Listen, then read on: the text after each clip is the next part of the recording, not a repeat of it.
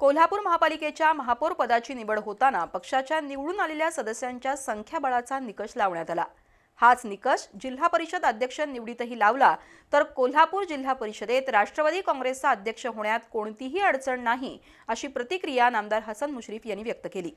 त्यामुळे राष्ट्रवादी काँग्रेसला जिल्हा परिषदेचं अध्यक्षपद मिळण्यासाठी नामदार हसन मुश्रीफ अजूनही आशावादी असल्याचं दिसून आलं। कोल्हापूर जिल्हा परिषद अध्यक्ष उपाध्यक्ष पदाची निवडणूक 17 मार्च रोजी होणार आहे। कोल्हापूर जिल्हा परिषदेत राष्ट्रवादीचे 20 सदस्य निवडून आलेत तर 12 सदस्य निवडून आलेल्या भारतीय जनता पक्ष सुद्धा अध्यक्षपद मिळवण्यासाठी इच्छुक आहे। त्यातून जिल्ह्यातील महायुतीमध्ये मोठा पेच निर्माण झालाय।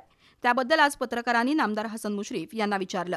कोल्हापूर महापालिकेच्या महापौर पदाची निवड होताना निवडून आलेल्या सदस्यांच्या संख्याबळाचा निकष लावण्यात आला। हाच निकष जिल्हा परिषद अध्यक्ष निवडीत लावला तर जिल्हा परिषदेत राष्ट्रवादी काँग्रेसचा अध्यक्ष होण्यात कोणतीही अडचण नाही असा दावा नामदार मुश्रीफ यांनी केला। जास्त महानगरपालिकेमध्ये जो निर्णय झाला, ज्या पक्षाच्या जास्त त्याचा महापौर झाला तसा त्या अध्यक्ष व्हावा अशी आमची मागणी आहे आणि मला विश्वास आहे की तो मान्य होईल। गोकुळच्या आगामी निवडणुकीच्या तोंडावर जिल्ह्यातील 1200 दूध संस्थांचा विषय वादग्रस्त बनलाय। त्याबद्दल बोलताना नामदार मुश्रीफ यांनी सर्वोच्च न्यायालयाच्या निकालाचा अभ्यास केल्यानंतरच मत व्यक्त करू असं सांगितलं।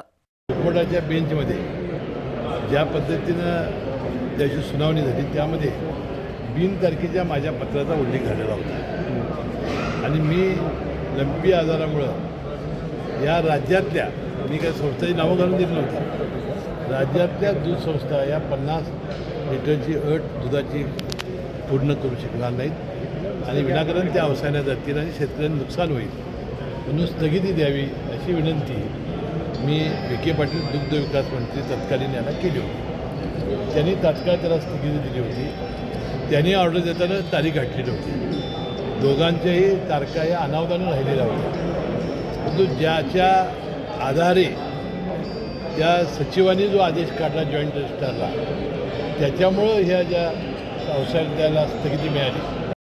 माजी उपमुख्यमंत्री अजित पवार यांच्या विमान अपघाताची सीआयडीकडून चौकशी सुरू आहे, पण सत्य बाहेर येण्यासाठी सीबीआयकडून सुद्धा या अपघाताची चौकशी व्हावी अशी मागणी राष्ट्रवादी काँग्रेसनं मुख्यमंत्र्यांकडे केली आहे अशी माहिती नामदार हसन मुश्रीफ यांनी दिली। अपघाताचा तपास सीबीआयकडे सोपवावा अशी मागणी केलेली आहे। मला विश्वास आहे की आता सीआयडीचा तपास सुरू आहे।